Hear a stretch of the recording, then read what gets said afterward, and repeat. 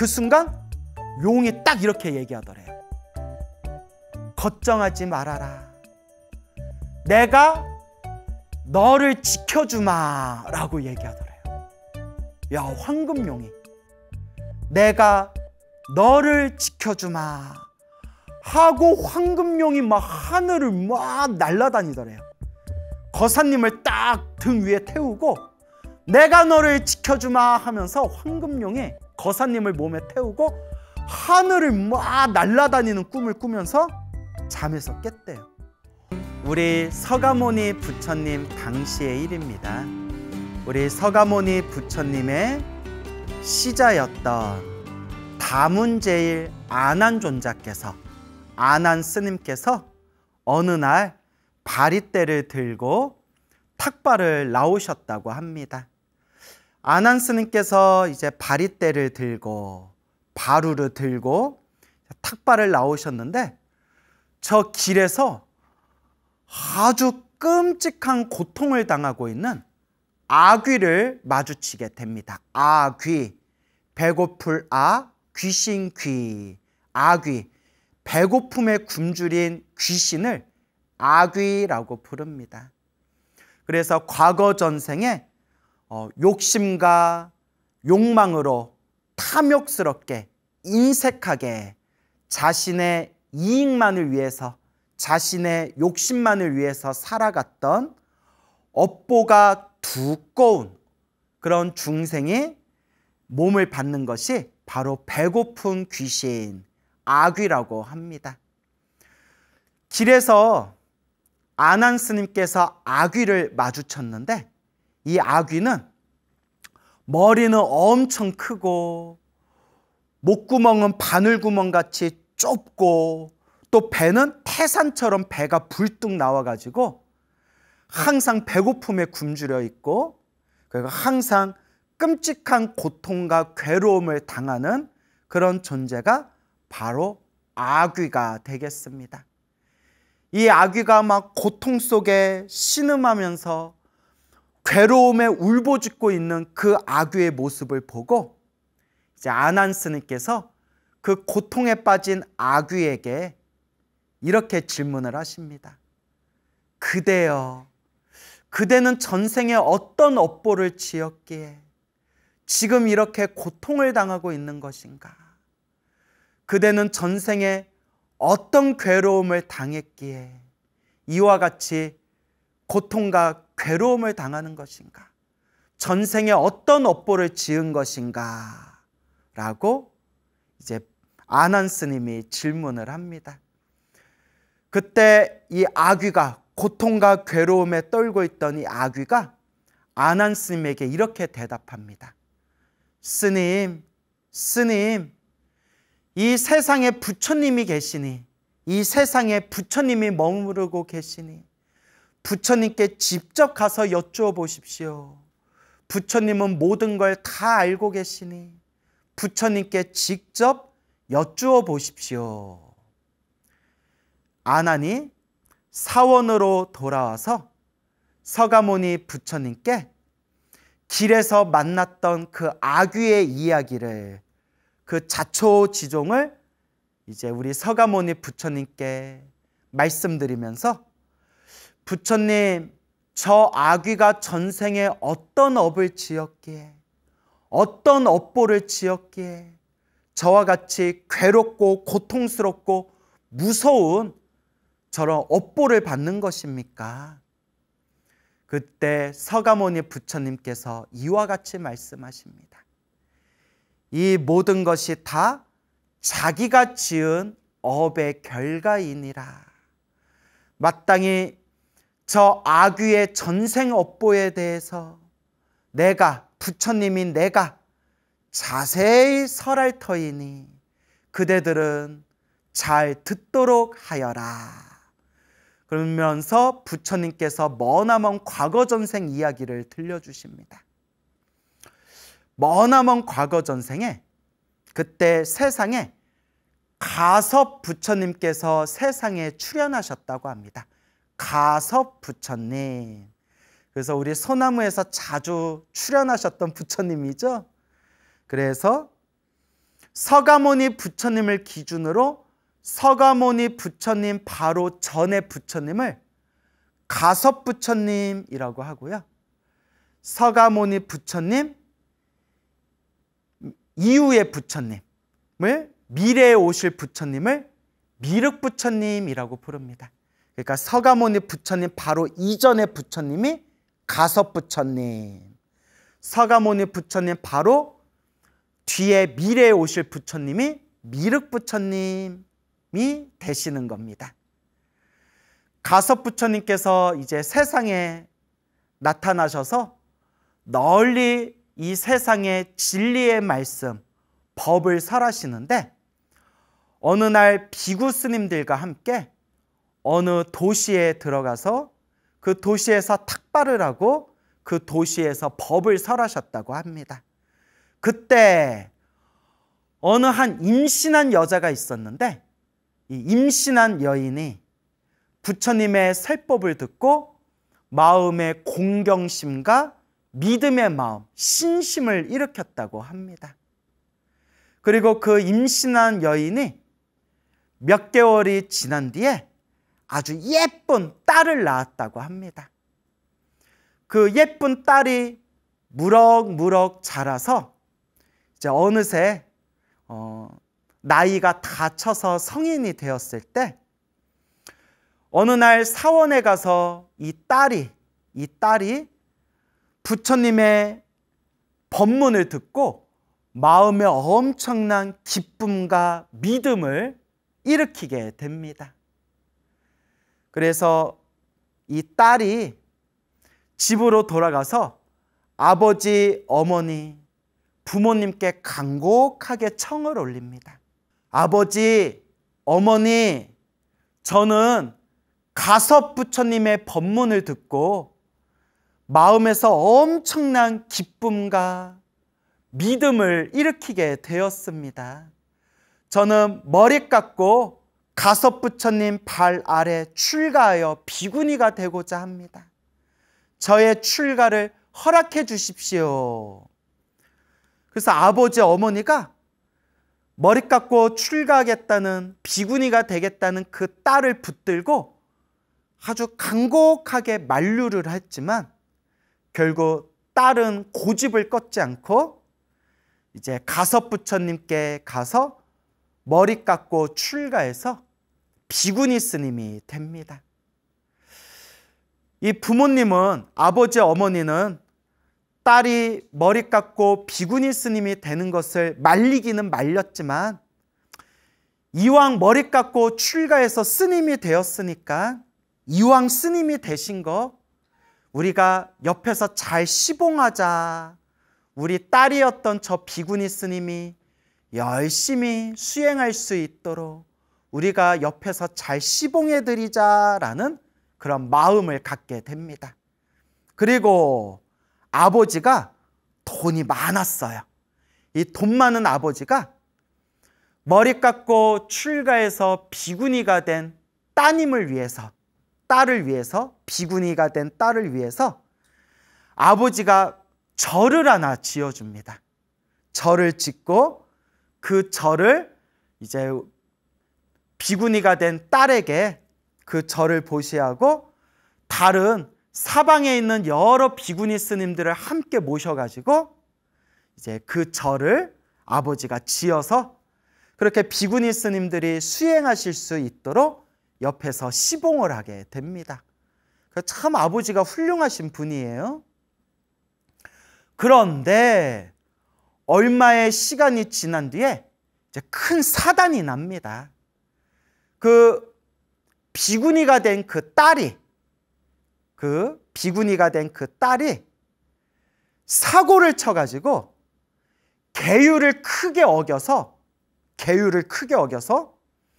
같이 살고 있는 그 비구니 대중 스님들이 회의를 해가지고, 이걸 이제 우리 불교 용어로는 대중공사라고 합니다. 대중공사. 그러니까 바깥에서 말하는 일종의 회의입니다. 회의. 대중공사를 열어가지고 회의를 해서 그 비구니가 된 그 딸을 절에서 내쫓게 됩니다. 그러니까 그 비구니 스님을 내쫓을 정도로 큰 사고를 쳤다면 엄청나게 큰 계율을 어긴 건데, 제가 본 책에서는 어떤 계율을 어겼는지는 자세히 나오지는 않습니다. 네, 말하기는 좀 거시기 하지만 어쨌거나 비구니로서 어떤 선을 넘는 큰 사고를 치게 된 겁니다. 이제 구체적인 이유는 안 나오는데, 그래서 이제 절에서 쫓겨나가지고 환속을 하게 됩니다. 절집에서 쫓겨나서 환속을 하게 됐는데, 이 여인이 비구니로 살았던 이 여인이 너무나 창피하고 쪽팔려가지고 집으로는 돌아가질 못하고 어디 친척집에서 머물렀다고 합니다. 친척집에서 이제 머리 기르고 환속해서 친척집에서 머무르고 있는 이 여인이, 비구니였던 이 여인이 생각하면 생각할수록 화가 나가지고 씩씩거리면서 화가 나가지고 마음에 분노를 일으키게 됩니다.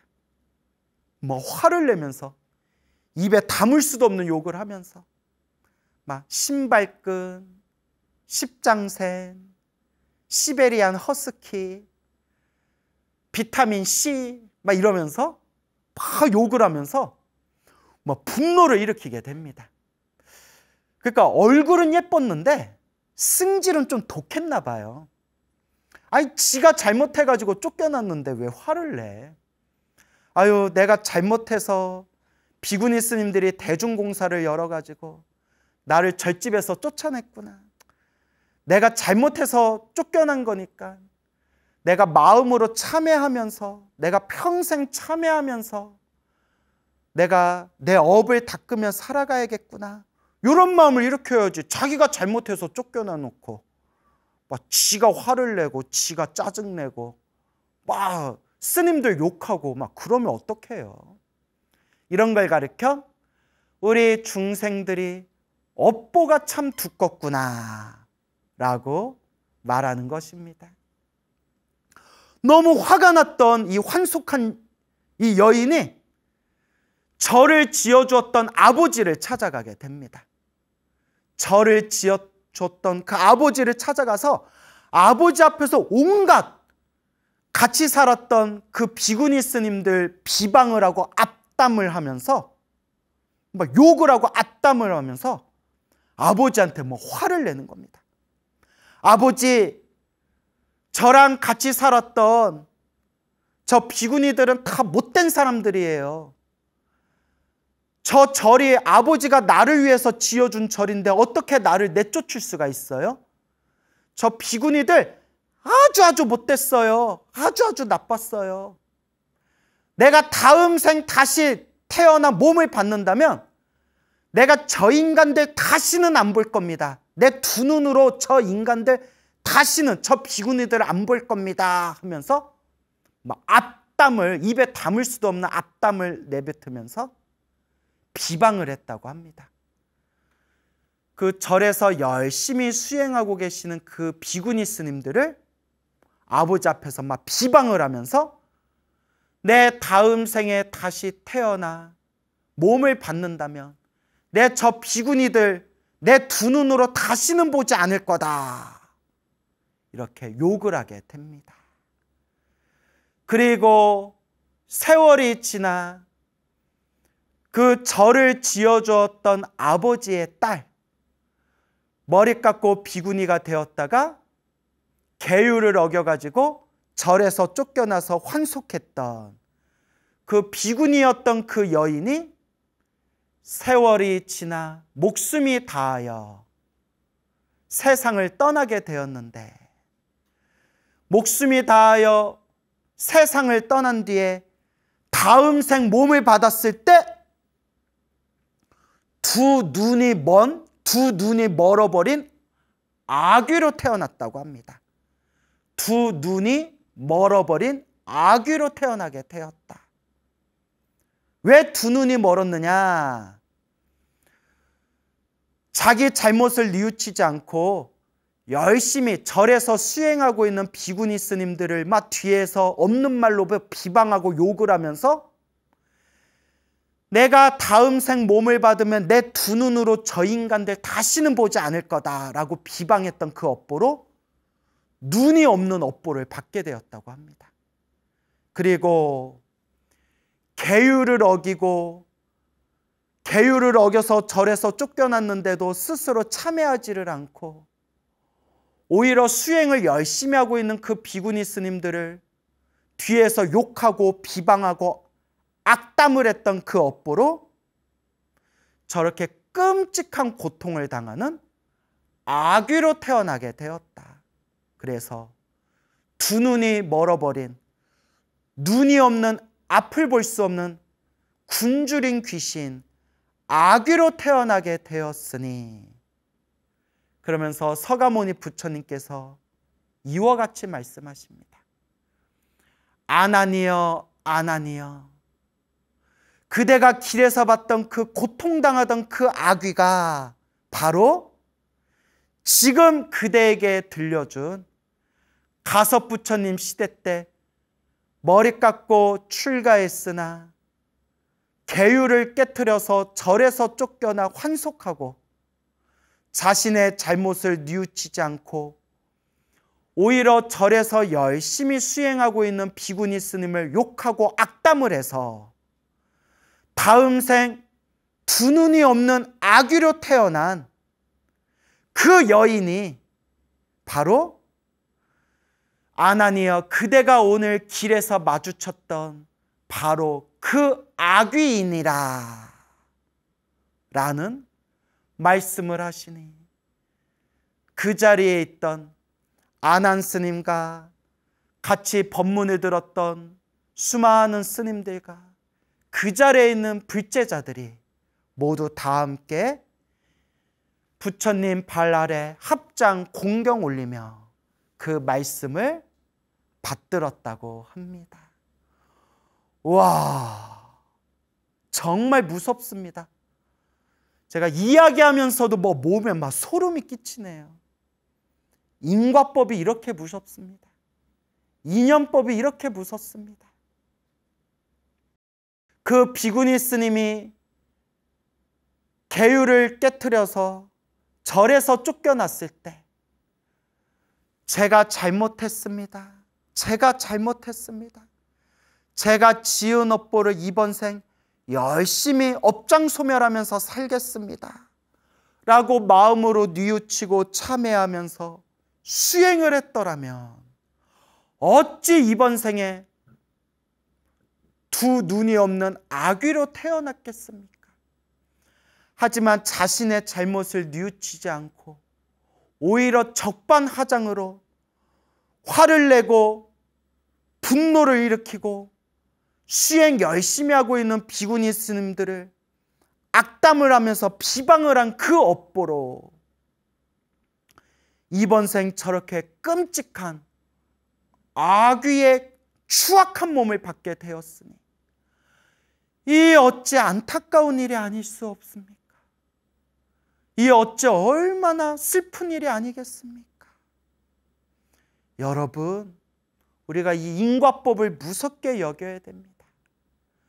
우리 불자님들 중에서도 절에는 열심히 다니고 기도는 많이 했는데도 요 못된 성질을 고스란히 마음에 담고 있는 분들이 의외로 많습니다.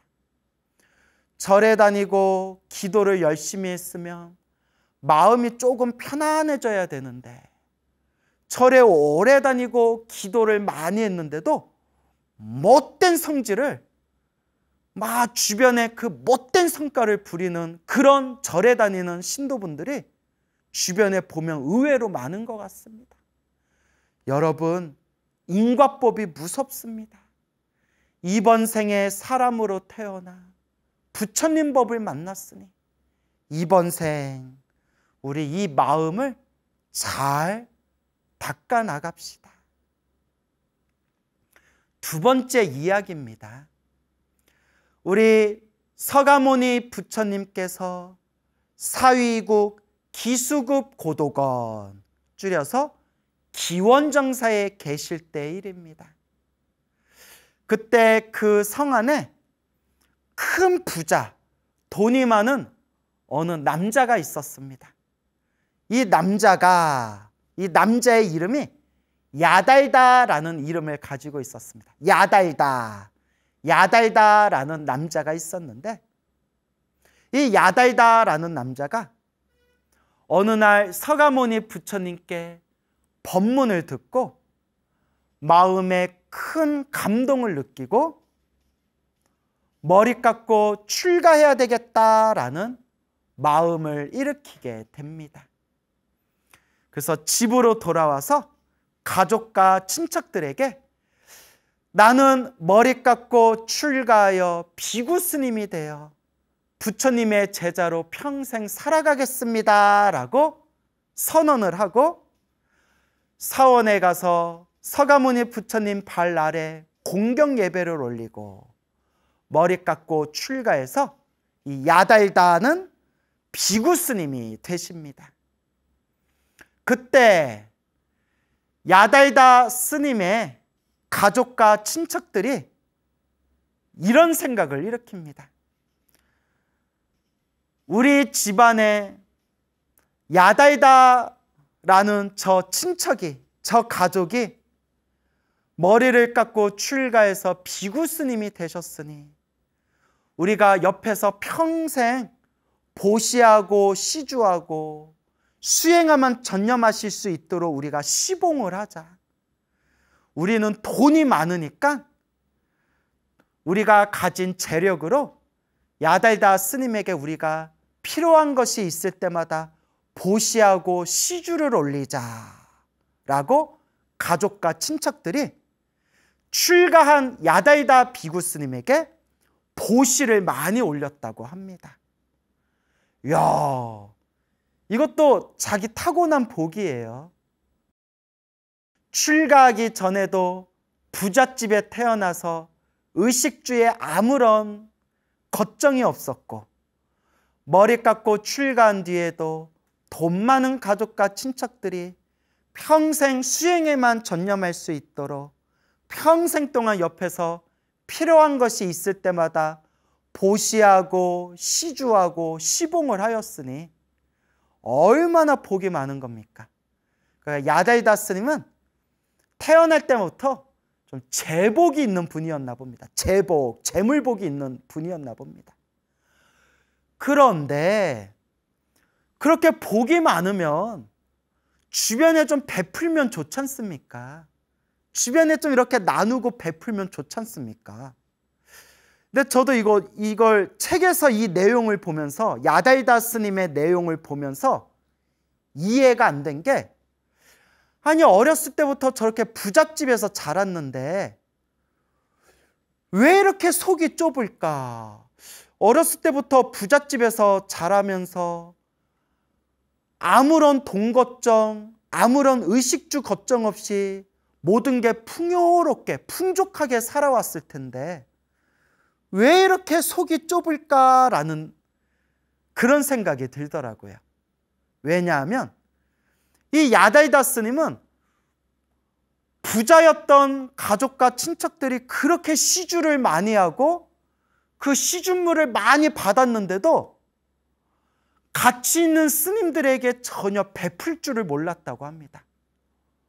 혼자만 인색하게 이건 내 거, 이것도 내 거, 저것도 내 거, 내 거라고 자기 거에 집착할 줄만 알았지, 스님이 되어서도 그렇게 풍족하고 풍요로웠는데도 주변에 있는 같이 공부하는 스님들께 베풀 줄 모르는 아주 인색한 성격이었다고 합니다.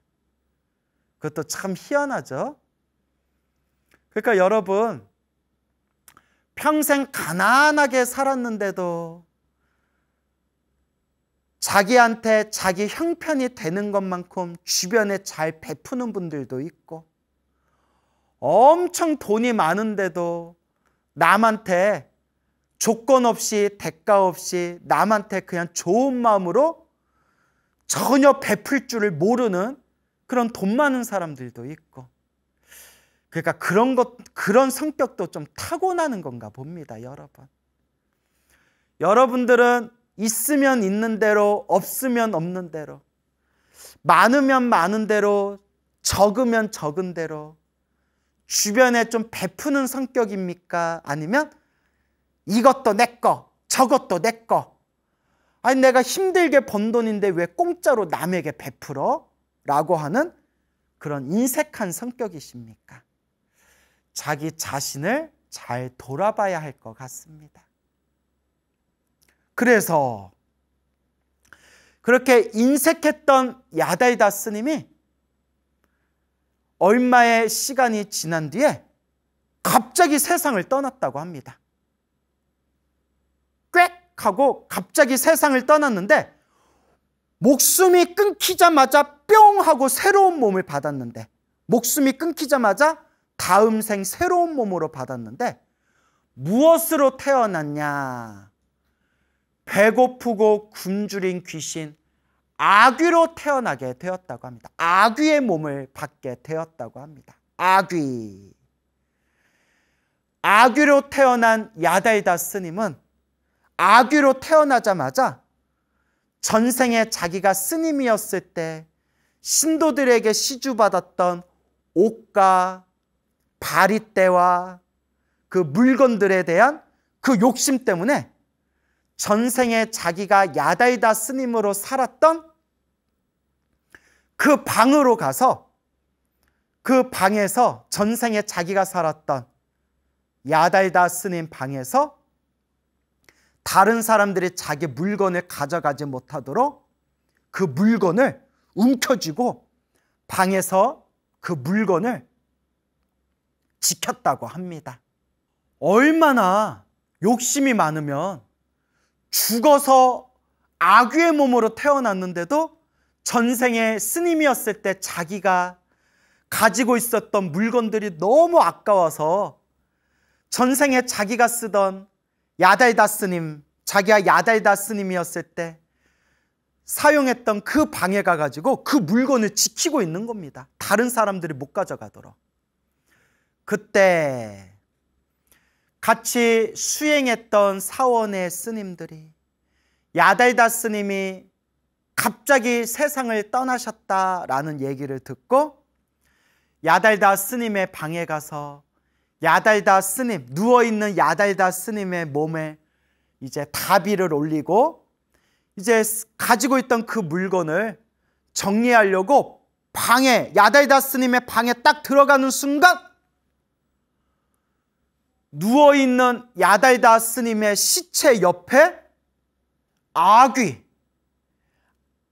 한 마리가, 굶주린 귀신 아귀 한 마리가 어흥 하면서 왜 내 물건을 가져가려 하느냐 하면서 노려보면서 막 행패를 부리는 걸 보고 스님들이, 비구 스님들이 놀래가지고 부처님을 향해 부처님을 만나 뵙게 됩니다. 근데 이제 서가모니 부처님은 이 모든 걸 다 꿰뚫어 보고 계시겠죠.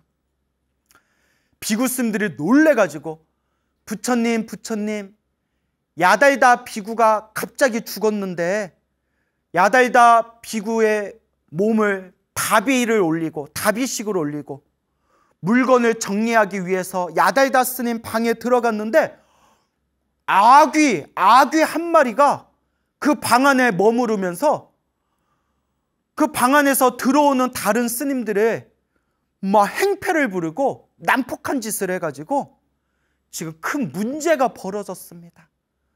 이걸 어떻게 하면 되겠습니까? 이제 석가모니 부처님이 이미 이 모든 것을 다 꿰뚫어 보셨겠죠.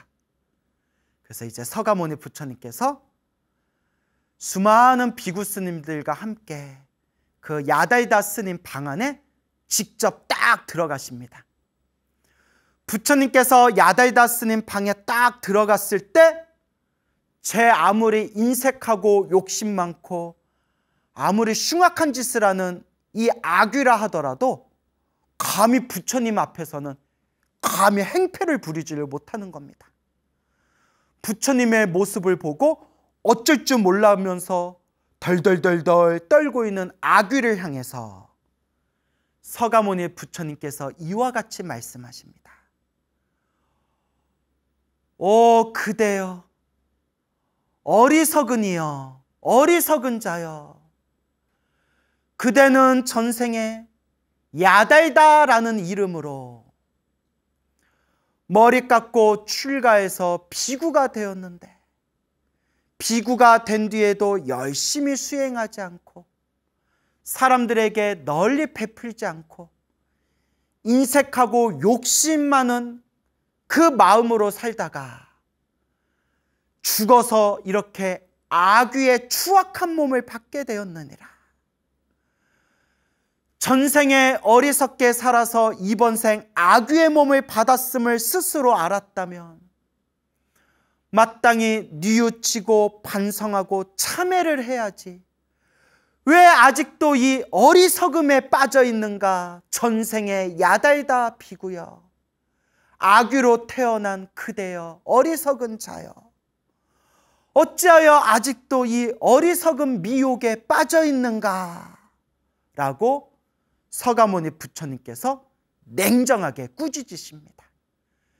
그러면서 서가모니 부처님께서 자상한 목소리로 그 아귀의 몸으로 태어난 전생의 야달다 비구 스님에게, 그 아귀에게 부처님께서 간곡하게 진리의 말씀을 설해 주십니다. 순간 이 아귀가 서가모니 부처님께서 설해 주신 그 진리의 말씀을 듣고 마음에 큰 기쁨과 마음에 큰 감동을 느끼면서 부처님의 법문을 듣고 마음으로 부처님을 향해 공경하고 믿음을 일으키는 그 선업공덕의 힘으로 전생의 야달다 비구였던, 이번 생의 아귀였던, 이 아귀로 태어났던 이 아귀가 바로 목숨이 끊겨서 다시 새로운 몸을 받게 되었으니, 자, 책에서 뭐라고 나오냐면 경전에서 하늘을 날아다니는 아귀로 다시 새로운 몸을 받게 되었다 라고 나옵니다. 하늘을 날아다니는 아귀.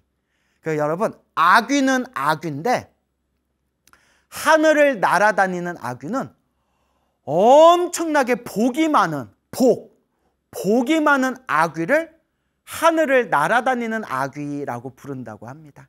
그러니까 하늘세계 신으로, 하늘세계 천신, 하늘세계 신으로 태어날 정도로 복이 많은 건 아니지만, 하늘세계 신만큼 복이 많은 건 아니지만, 그래도 하늘세계 신처럼 하늘을 날아다닐 수 있는 아귀, 그러니까 복이 많은 아귀로 태어나게 되었다라고 합니다. 복이 많은 아귀로 태어났다. 그래서 하늘을 날아다니는 복 많은 아귀, 그러니까 복이 많은 행복한 아귀로 태어난 이 하늘을 날아다니는 아귀가 서가모니 부처님 덕분에 내가 복이 없는 고통스러운 아귀의 몸을 벗어나서 하늘을 날아다니는 복이 많은 아귀로 태어났구나. 부처님께 내가 공경, 공양을 올려야 되겠구나 라고 마음에 믿음을 일으키고 아주 아름다운 옷을 입고 형형색색의 아주 값비싸고 귀한 보석으로 온몸을 치장하고, 그리고 아름다운 향과 꽃으로서 부처님이 계신 처소에 내려와서 부처님의 발 아래 엎드려 예배를 올리고 부처님께 지극정성으로 향과 꽃으로 공양을 올리게 됩니다. 부처님께서 이 모든 걸 다 꿰뚫어 보시고 야달다 비구 스님이 하늘을 날아다니는 복이 많은 아귀로 다시 태어나 나를 찾아왔구나 라는 것을 다 꿰뚫어 보시고 그 하늘을 날아다니는 그 아귀를 위해서 부처님께서 진리의 말씀, 설법을 하십니다. 그렇게 하루가 지나고 난 뒤에 아침에 사원에 있던 비구 스님들이 서가모니 부처님의 처소에 찾아와서 부처님 발 아래 절을 올리고 합장하여 부처님께 여쭈어 봅니다. 부처님, 간밤에 무슨 일 없으셨습니까? 한밤중에 부처님이 계신 처소에 환한 광명이 일어났는데 혹시 무슨 일이 있었던 것입니까? 그때 부처님께서 이와 같이 말씀하십니다. 그대들이여, 잘 듣거라.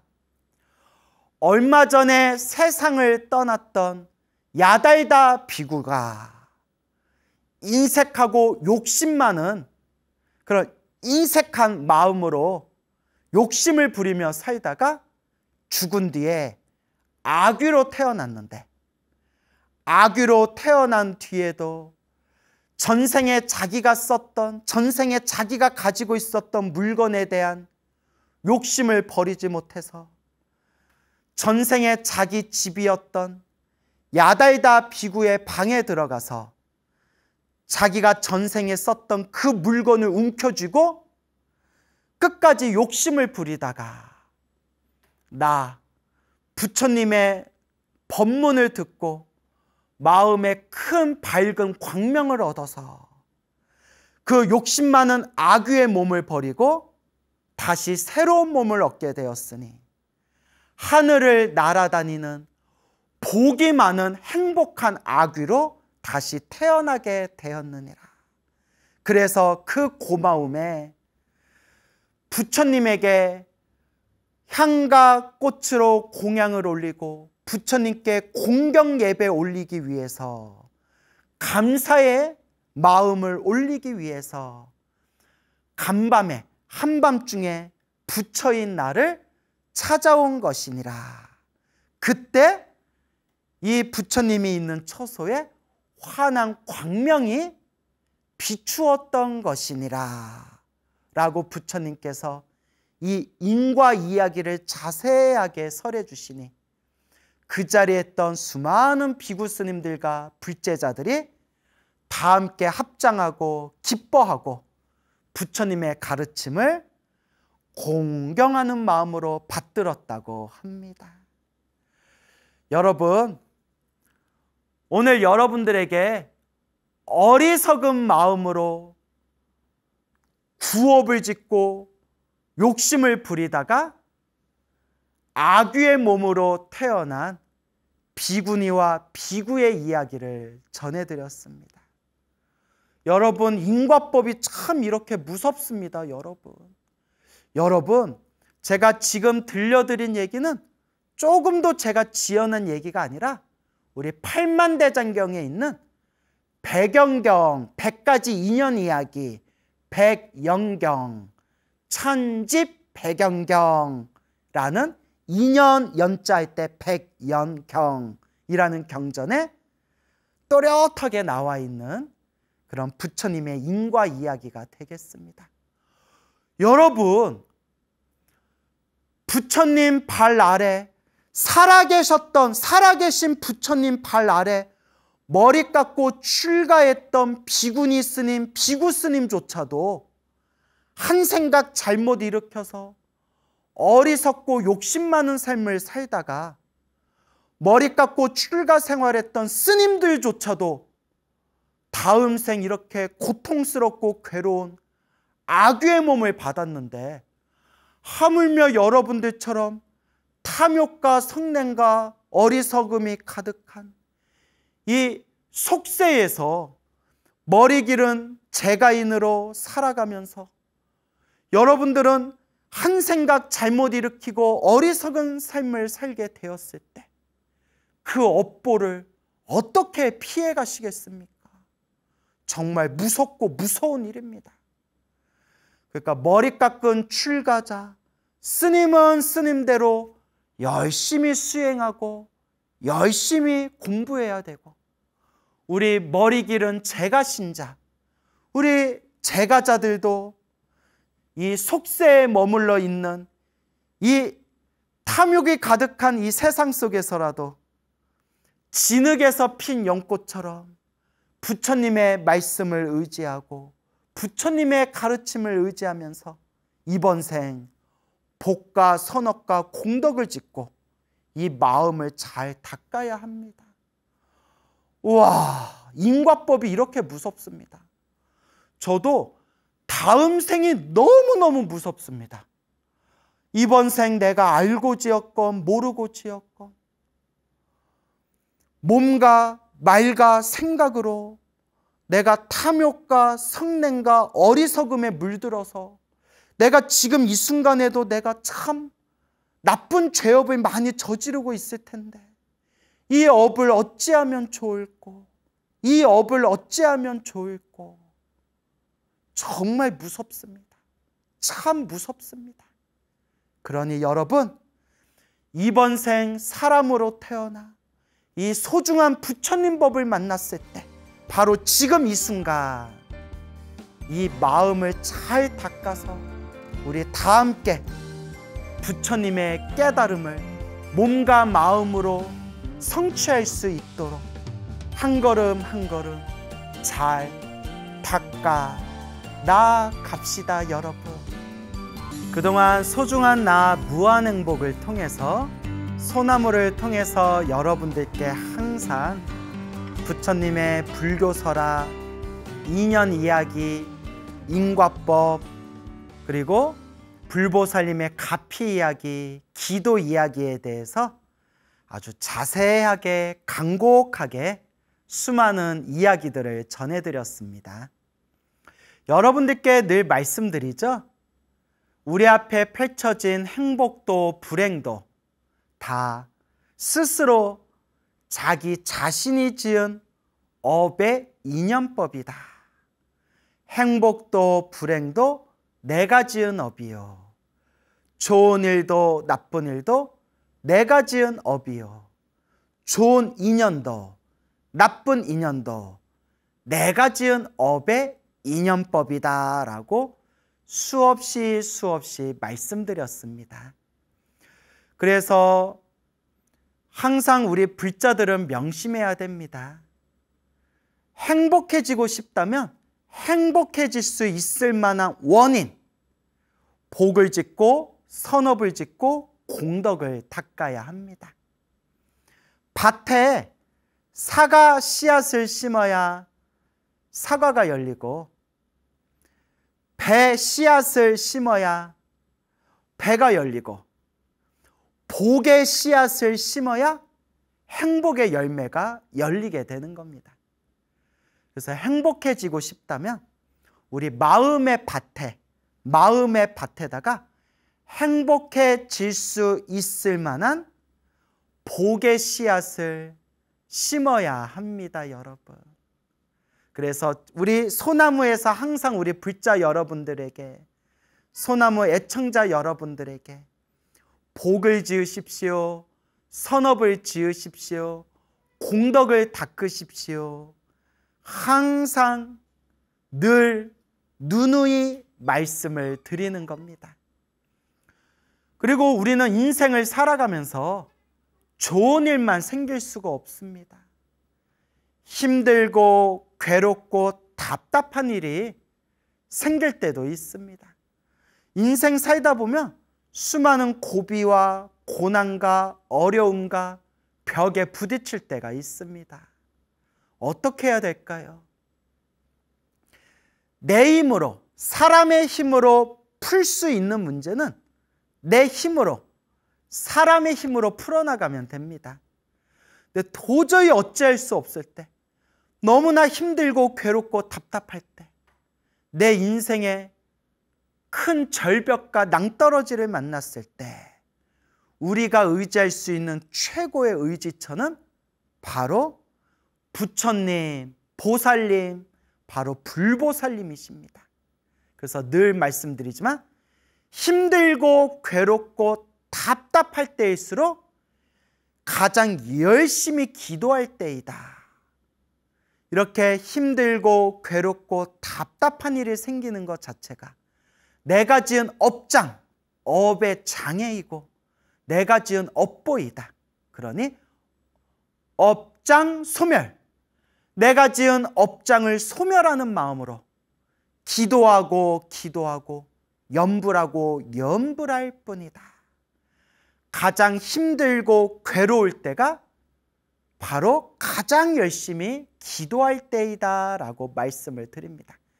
그리고 꼭 명심해야 되는 게 평소에 편안하고 행복하고 즐거울 때 기도를 많이 해놔야 힘들고 괴롭고 답답한 일들이 크게 받을 걸 작게 받을 수가 있고, 힘들고 괴롭고 답답한 일을 만나게 되었을 때, 그때 기도를 할 때 평소에 기도했던 에너지가 나에게 더 큰 가피와 은혜를, 우리들에게 그 시너지 효과를 일으키게 된다라는 것을 명심해야 됩니다. 그러니까 힘들고 괴롭고 답답할 때가 가장 열심히 기도할 때이지만, 힘들고 괴롭고 답답한 일이 생기기 전에 행복하고 즐겁고 기쁠 때, 그때 미리미리 기도하고 공덕을 닦아야 된다라는 것을 명심하시기 바랍니다. 그래서 우리 중생들이 인생을 살아가면서 부딪히게 되는 모든 인생의 문제를 해결할 수 있는 가장 확실한 열쇠는 바로 수행이다. 수행이라는 것을 우리가 명심해야 합니다. 저 경남에 계시는, 경상남도 경남에서 열심히 신행생활을 하고 계시는 불심이 아주 깊은 거사님이 계십니다. 지금 연세가 60 중반, 이제 60 중반이신 점잖은 그런 불심이 깊은 거사님이 계시는데, 그 거사님이 이제 수성 거사님입니다. 수성 거사님이라는 분이 계시는데요. 이제 그분을 직접 만나게 되었는데요. 제 소중한 나 무한행복, 우리 소나무의 아주 애청자라고 하십니다. 매일매일 소나무를 듣고 또 듣고 항상 매일매일 소나무를 들으면서 그렇게 신심을 키워가고 기도 정진을 열심히 하시는 거사님이 계십니다. 근데 그 거사님하고 이렇게 대화를 나누는데, 거사님께서 스님, 소나무에 나오는 가피 이야기를 저는 100% 믿습니다 라고 하시더라고요. 왜요, 거사님? 제가 직접 체험했기 때문입니다. 맞습니다, 여러분. 소나무를 진행하면서 수많은 소나무 애청자 여러분들에게 이런저런 좋은 이야기를 들었는데요. 한 가지 공통점이 있습니다. 자기가 체험하신 분들, 자기가 맛을 보신 분들, 그 가피를 느낀 분들은 소나무에 나오는 내용을 절대 의심조차 하지 않고 확신을 한다는 그런 공통점을 발견하게 되었습니다. 내가 맛을 보지 못하고 체험하지 못한다면 이 소나무에서 얘기한 모든 불교설화나 인연 이야기, 인과 이야기, 기도 이야기, 가피 이야기는 그냥 전설의 고향에 불과할 뿐입니다.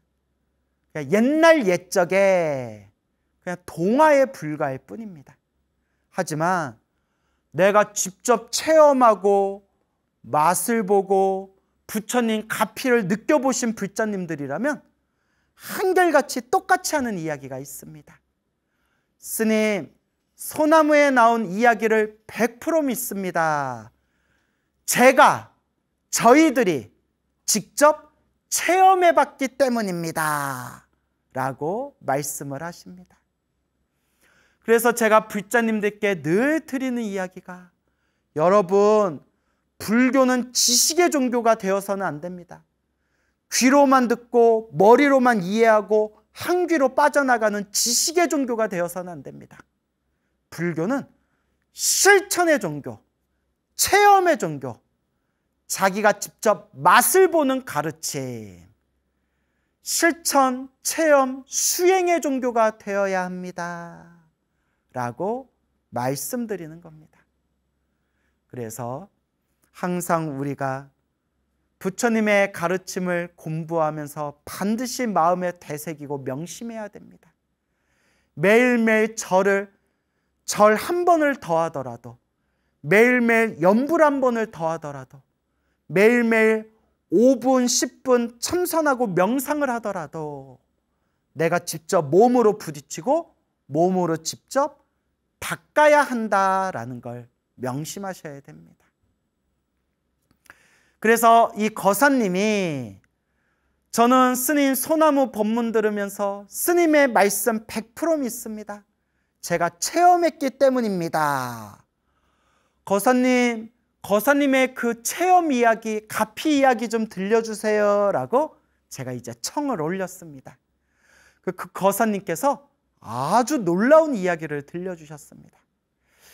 거사님께서 지금 지장기도를 굉장히 매일매일 하루도 빠뜨리지 않고 매일매일 꾸준히 지장기도를 하고 계시는데, 매일매일 지장경을 읽으시고 매일매일 지장연불을 하시고, 이렇게 본격적으로 지장기도를 시작한 지 지금 약 16년 정도가 되신다고 합니다. 16년 정도 되시는데, 이 거사님께서 부처님께 기도를 올리고 지장기도를 하면서 정말 너무나 평생 갚을 수 없는 놀라운 가피를 체험하셨다고 합니다.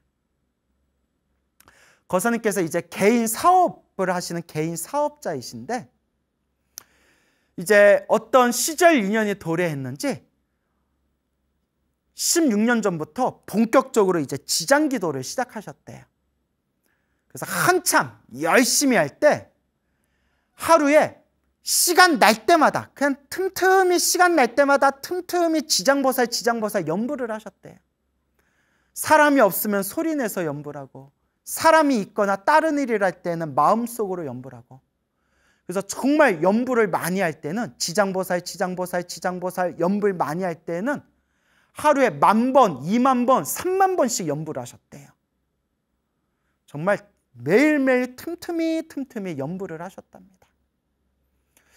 그렇게 이제 지장보살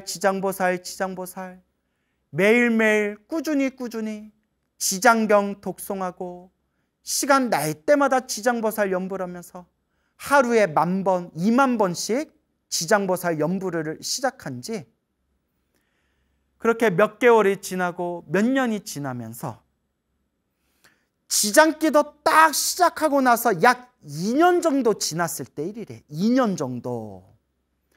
근데 어떻게 기도하셨나 여쭤보니까 정말 열심히 하셨더라고요. 그러니까 여러분, 기도도 어설프게 기도하면 부처님 가피도 어설프게 오더라고요. 애매하게 기도하면요, 부처님 가피도 애매하게 오더라고요. 간절하게 기도하고 공덕을 닦으면 부처님 가피도 그만큼 강하게 오더라고요. 그래서 내가 다가가는 만큼 나에게 와주시는구나 라는 것을 명심해야 됩니다. 그 거사님이 열심히 이제 지장보살 연불을 하고 기도를 하셨는데, 기도 시작한 지 한 2년 정도가 지났을 때래. 2년 정도. 어느 날 생생한 꿈을 꾸셨대요. 꿈을 꿨는데 용꿈을 꾸셨대요. 용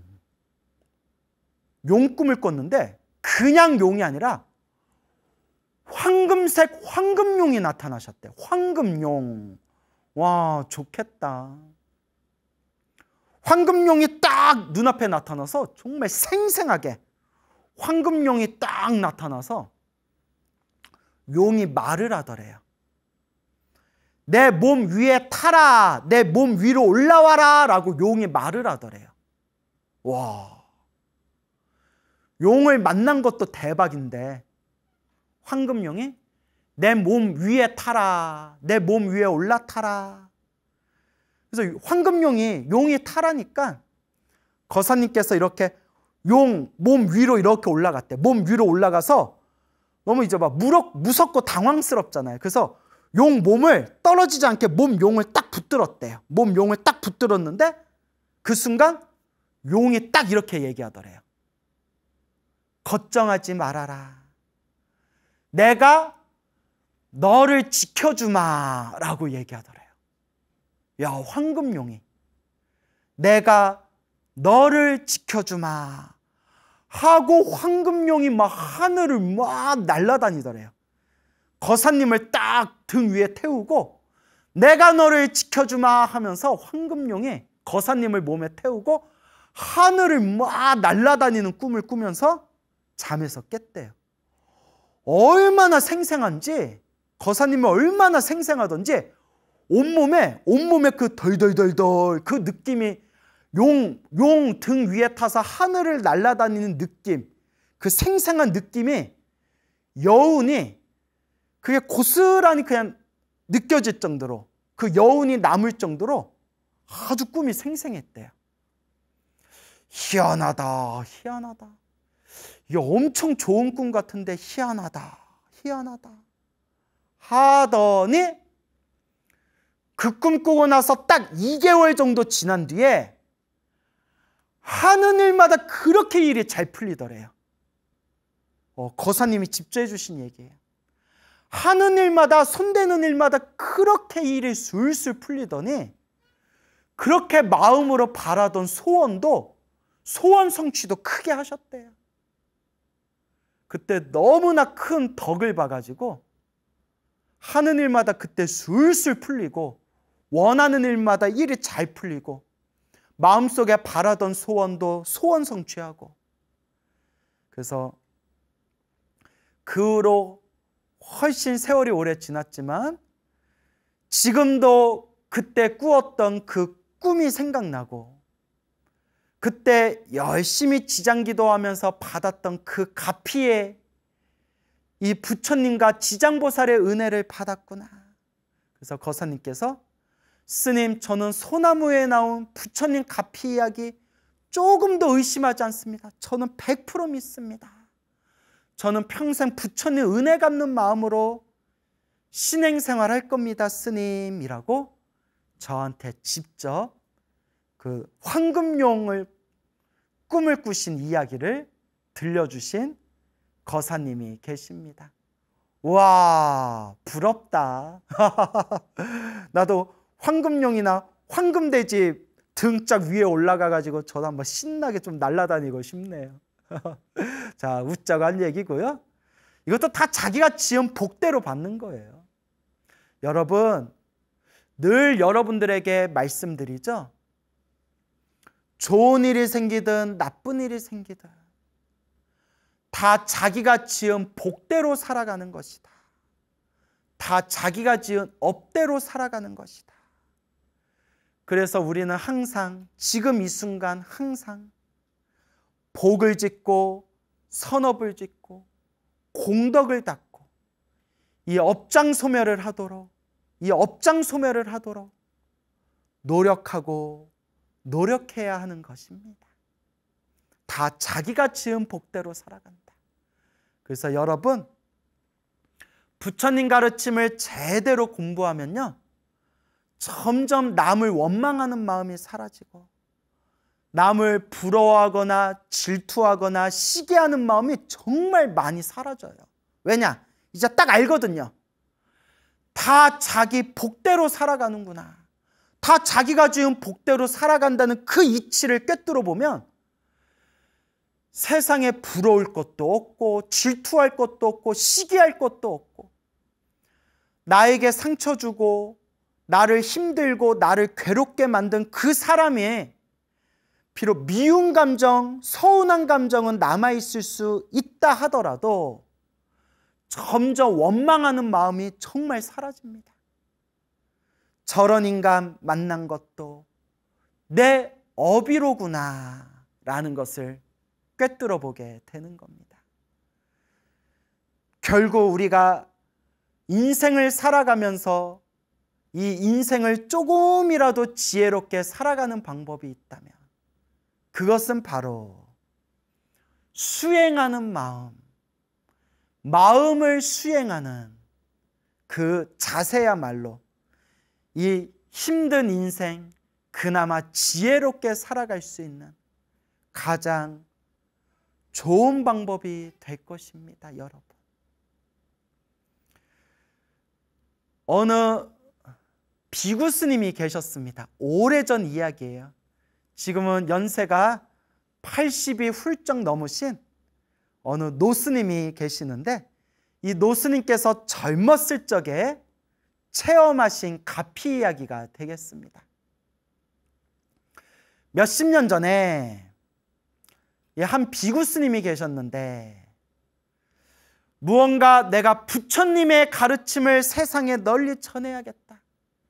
이 세상을 아름답게 한번 바꾸어 나갈 수 있도록 내가 조금이라도 노력해야 되겠다.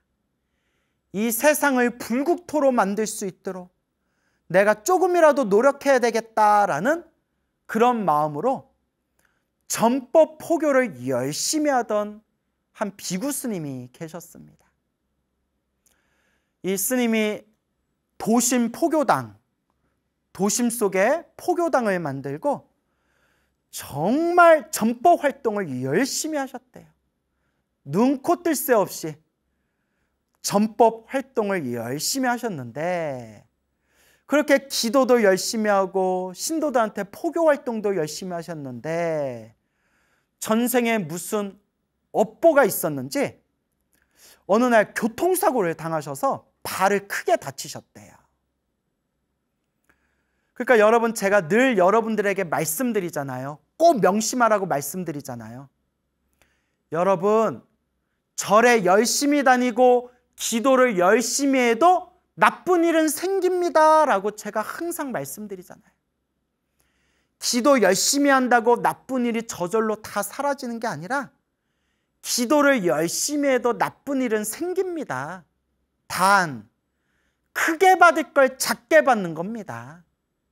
내가 지은 업보를 크게 받을 걸 작게 받는 겁니다.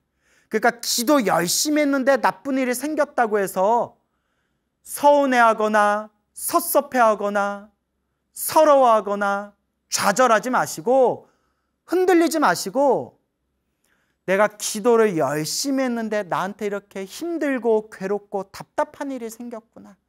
아, 부처님과 큰 스님들이 말씀해 주신 대로 크게 받을 업보를 작게 받고 있는 과정이구나 라고 마음의 중심에 딱 세우셔야 됩니다, 여러분.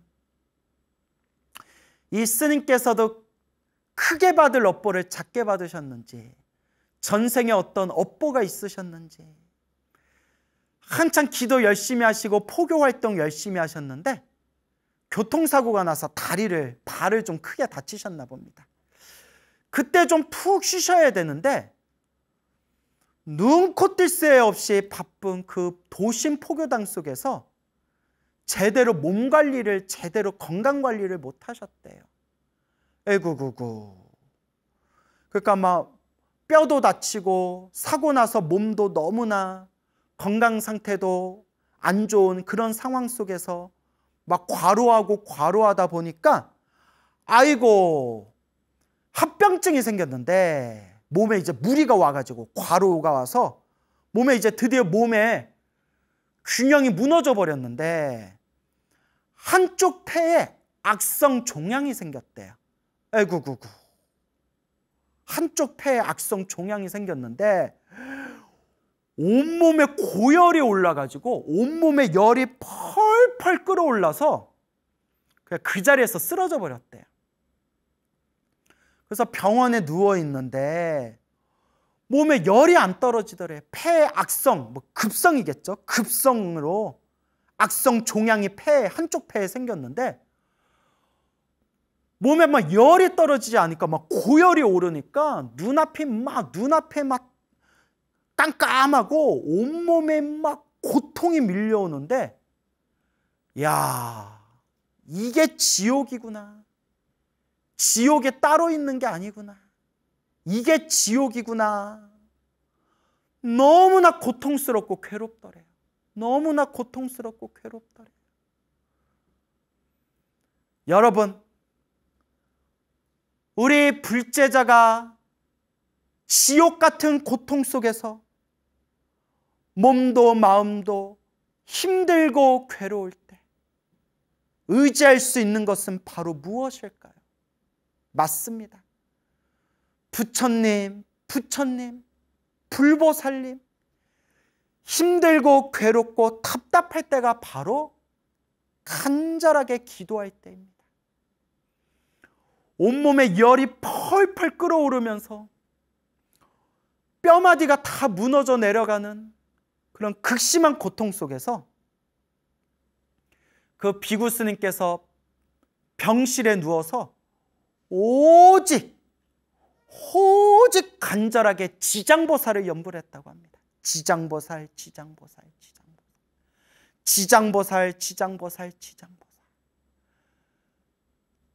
그냥 정신을 잃어버릴 때는 그냥 자다가 다시 정신이 깨어나면 지장보살. 몸이 너무너무 아파도 지장보살. 정신이 막 혼미해도 지장보살. 그냥 간절하게 쉬지 않고 마음속으로 지장보살을 연불했다고 합니다. 근데 희한한 게 뼈마디가 다 그렇게 부서질 것 같은 고통 속에서도 지장보살 연불하니까 그나마 그 고통을 견딜 수 있는 힘이 솟구치더랍니다. 그나마 마음이 좀 편안해지고 그나마 고통이 좀 가라앉는 느낌이 들고 그나마 이 괴로움을 이겨낼 수 있는 그런 마음의 힘이 솟구치더랍니다. 그렇게 오직 지장보살만을 의지하면서 지장보살 연불하고 있는데 약 20여 일이 지났다고 합니다. 병실에 누워서 지장보살을 연불한 지 20일 정도 지났을 때 지장보살 연불하고 있는데 문이 드르륵 열리면서 승복 입은 웬 스님이 이렇게 들어오더랍니다. 스님이 들어오더래요. 스님이 싹 들어오더니 누워있는 자기 몸을 다 이렇게 몸을 벗기더니 스님이 누워있는 자기 머리끝에서 발끝까지 깨끗하게 맑고 깨끗한 물로 깨끗하게 자신의 몸을 씻겨주시더래요. 웬 스님이 온몸을 깨끗하게 물로 다 씻겨주신 뒤에 딱 정신을 차려보니까 비몽사몽 한바탕 꿈이었어요. 지장보살 연불하다가 비몽사몽 졸음에 빠져서 생생한 꿈을 꾼 거예요. 너무나 현실같이 생생한 꿈이었대요. 그래서 자기가 이렇게 누워있어서 지장보살 연불하고 있는데 웬 스님이 들어와서 자기 온몸을 깨끗하게 씻겨주시더래요. 꿈이구나 하는데 머리가 너무 맑고 깨끗하고 머리가 너무 시원하고 온몸이 개운하더래요. 그래서 의사하고 간호사가 와서 이렇게 보는데 살았습니다. 열이 뚝 떨어졌습니다. 이러더래요. 그 꿈 꾸고 나서 열이 뚝 떨어지고 몸 아픈 게 싹 씻겨가는 거예요. 그 순간 막 옆에 의사가 있건 간호사가 있건 사람이 있건 그런 건 보이진 않고 그냥 그 순간 자기도 모르게 벌떡 일어나가지고 합장하고 큰 소리로 지장보살님 감사합니다 라고 외쳤대요. 너무나 감사해서, 너무나 고마워서. 누워있다가 이렇게 벌떡 일어나가지고 지장보살님 감사합니다. 그렇게 몸의 건강을 되찾으신 그런 어느 한 스님의 이야기가 있습니다. 놀랍죠, 여러분? 놀랍죠, 여러분? 여러분들도 기도해 보세요. 염불해 보세요. 간절하게 관세음보살을 부르건 지장보살을 부르건 한번 간절하게 염불하고 기도해 보세요. 불보살님의 가피가 분명히 있습니다. 오늘 여러분들에게 지장보살 가피 이야기를 들려드렸는데 제가 늘 여러분들께 귀가 아프도록 말씀드리죠. 관세음보살을 부르든 지장보살을 부르든 나무아미타불을 부르든 약사열애부를 부르든 신묘장구다라니를 독송하든 금강경을 독경하든 법화경을 사경하든 능엄주를 외우든 어떤 기도를 하든 부처님을 향한 모든 기도는 하나로 통한다. 핵심은 간절한 마음, 그 간절한 마음이 핵심이다라고 여러분들에게 수없이 말씀을 드렸습니다. 관세음보살이 좋으신 분은 관세음보살 염불하시면 됩니다. 지장보살이 좋으신 분은 지장보살 염불하시면 됩니다. 천수경이 좋으신 분은 천수경을 외우시고 금강경이 좋거나 법화경이 좋으신 분은 금강경, 법화경 기도를 하시면 됩니다. 핵심은 간절한 마음. 그래서 예스님들은 일념이 돼야 된다. 일념. 일심이 돼야 된다. 일심. 일념, 일심이라고 했습니다. 일념. 생각 염자. 생각을 하나로 모아라. 일념. 일심. 마음 심자. 마음을 하나로 모아라. 일심. 일념, 일심이 돼야 된다. 그 열쇠가 간절하게 마치 앉은 자리에서 풀 한 포기도 안 나올 정도로 독하고 간절하게 내 마음의 힘을 모아서 내 기도의 힘으로 벽을 한번 뚫어봐라. 이게 바로 간절한 기도, 일념 일심이 되는 겁니다. 그래서 여러분, 어떤 분은 기도를 조금만 해도 효과를 빨리 보는 분들이 있어요. 분명히 있어요. 저 그런 분들 여러분들 만나봤어요. 여러 명 만나봤어요. 저도 신기하더라고요. 기도를 조금 했는데 효과를 빨리 보신 거예요. 그리고 저한테 상담을 오셔서 이런저런 속에 있는 뭔가 답답한 이야기를 하시는 분들, 기도는 해보셨냐 여쭤보면 기도를 오래오래 했는데도 효과를 더디게 보시는 분들도 분명히 있어요. 참 어렵더라고요. 참 어렵다. 저렇게 기도를 많이 하셨는데도 왜 저렇게 일이 잘 안 풀릴까? 저렇게 기도를 꾸준히 하는데도 왜 이렇게 자꾸 장애가 많을까? 그래서 여러분, 기도를 조금만 했는데도 효과를 빨리 보는 분이 있고 기도를 많이 했는데도 효과를 더디게 보는 분도 있고, 결론은 이것도 자기 복대로 살아가더라. 이것도 자기 복대로 살아가더라. 이것도 자기 지은 업대로 받아가더라. 지어놓은 복이 많은 사람은, 업보의 힘이 좀 약한 사람은 기도를 조금만 해도 효과를 빨리 받아가고, 전생에 지어놓은 복이 부족하고 복의 그릇, 내 복의 그릇 안에 복의 힘이 부족하고 지어놓은 업장, 업보가 많은 업장, 업보가 두꺼운 사람들은 그 업장, 업보 덩어리를 녹여야 될 게 너무 많기 때문에 기도를 많이 해도 효과를 더디게 보더라. 아이고, 이것도 자기가 지은 복대로, 업대로 살아가는구나. 업대로 살아가는구나. 라고 여러분들에게 말씀드리고 싶습니다. 그래서 여러분, 기도해도 효과를 더디게 보는 사람일수록 더 열심히 기도해야 돼요. 스스로 반성하기를, 얼마나 내가 전생에 업보가 두꺼우면, 얼마나 이번 생에 내가 닦아야 할 빚이 많으면 이렇게 열심히 기도했는데도 효과가 더딜까? 효과가 더딜까? 그러니 더 열심히 기도해야 되겠구나.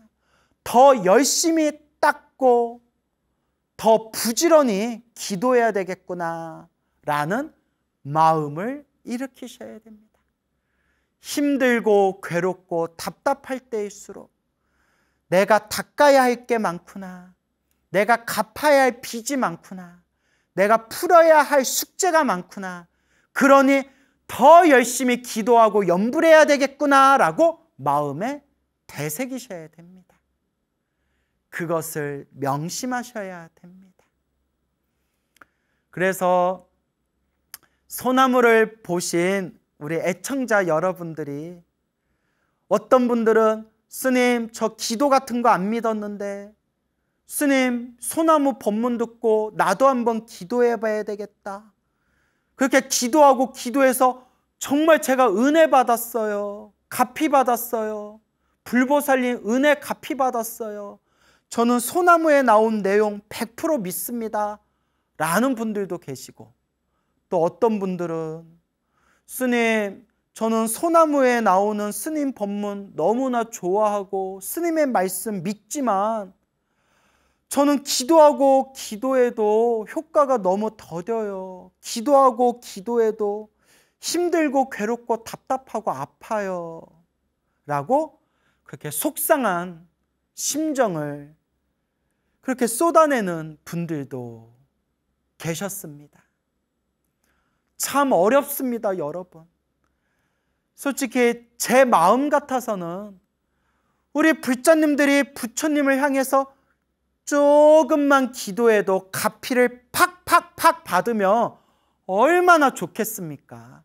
기도하는 족조 로또 빵빵 터지면 얼마나 행복하겠습니까? 에구구구. 근데 그런 법이 없더라고요. 기도를 열심히 해도 나쁜 일이 생길 때가 있고, 기도를 열심히 해도 힘들고 어려운 일들이 생길 때도 있고. 그래서 제가 말씀드리잖아요, 여러분. 어떤 사람은 절에 한 번도 안 다니고 기도 한 번 안 했는데도 하는 일마다 술술 잘 풀리는 사람들이 있고, 어떤 사람은 절에 열심히 다니고 기도를 엄청 많이 했는데도 자꾸 어렵고 힘들고 답답한 일이 생길 때도 있고. 근데 그것도 누가 지은 업이다? 내가 지은 업이다. 어떤 사람은 평생 못된 짓을 하면서 남 뒤통수 치고 남한테 남 가슴에 피멍 들게 하고 남 눈에서 피눈물 흘리게 하면서도 평생 동안 잘 먹고 잘 산 사람이 있는가 하면, 어떤 사람은 정말 법 없이 살 정도로 착하게 다른 사람한테 패기치지 않고 다른 사람들한테 피해 주지 않고 오히려 자기가 모든 손해를 안고 살아가면서 착하게 살았는데도 평생 동안 힘들고 괴롭고 답답하게 살다가 돌아가신 분들도 있고. 과연 인과 업보가 있느냐? 인과 업보가 있다면 왜 저렇게 흉악한 놈들은 평생 잘 먹고 잘 살고, 저렇게 착하신 분은 왜 이렇게 돌아가실 때까지 고생고생 눈물만 흘리다가 돌아가시느냐? 그래서 나는 인과 업보를 안 믿는다 라는 분들도 있지 않습니까? 그런데 부처님 8만대장경 또 수많은 법문, 큰 스님들 법문에서 분명히 말씀하셨죠.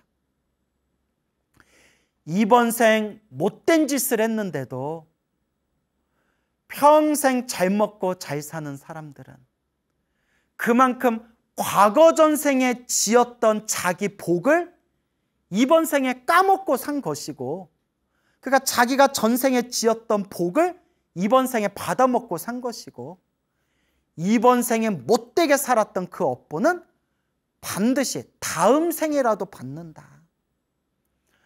이번 생 착하게 살았는데도 평생 힘들게 답답하게 살았던 분들은 그만큼 전생에 지었던 숙제와 빚이 많아서, 이번 생에 업보가 많아서 그걸 갚느라고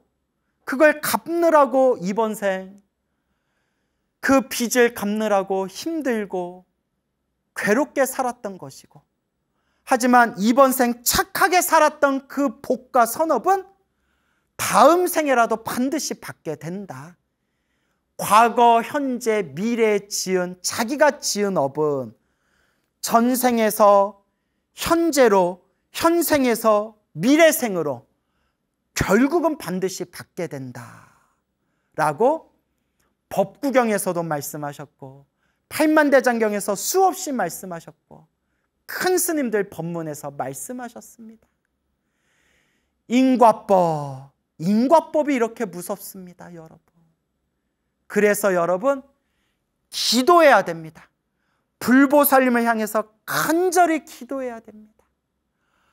부처님, 관세음보살님, 지장보살님, 수많은 불보살님이시여, 시작 없는 옛적부터 지금 이 순간까지 제가 윤회하면서 알고 지었건 모르고 지었건 탐욕과 성냄과 어리석음에 물들어 몸과 말과 생각으로 지은 저의 이 업보가 얼마나 많겠습니까? 부처님, 지금 이 순간 제가 지은 이 업보를, 이 모든 죄업을 참회합니다. 부처님, 이 기도 공덕으로 모든 중생의 죄업까지 다 소멸하기를 바라옵니다. 부처님, 이번 생 사람으로 태어나 이 소중한 부처님 법을 만나 감사합니다. 부처님. 우리 불자들은 늘 항상 기도하고 염불하고 이 마음을 닦아야 합니다. 우리 소나무 애청자 여러분들에게 관세음보살, 지장보살, 모든 부처님, 모든 보살님의 가피가 충만하시기를 축원하옵니다. 여러분 행복해지고 싶습니까? 행복한 삶을 창조하고 싶습니까? 복을 지으십시오. 선업을 지으십시오. 공덕을 닦으십시오. 복과 선업과 공덕의 힘이 여러분들을 진정한 행복의 길로 이끌어 줄 것입니다. 여러분, 성불하세요.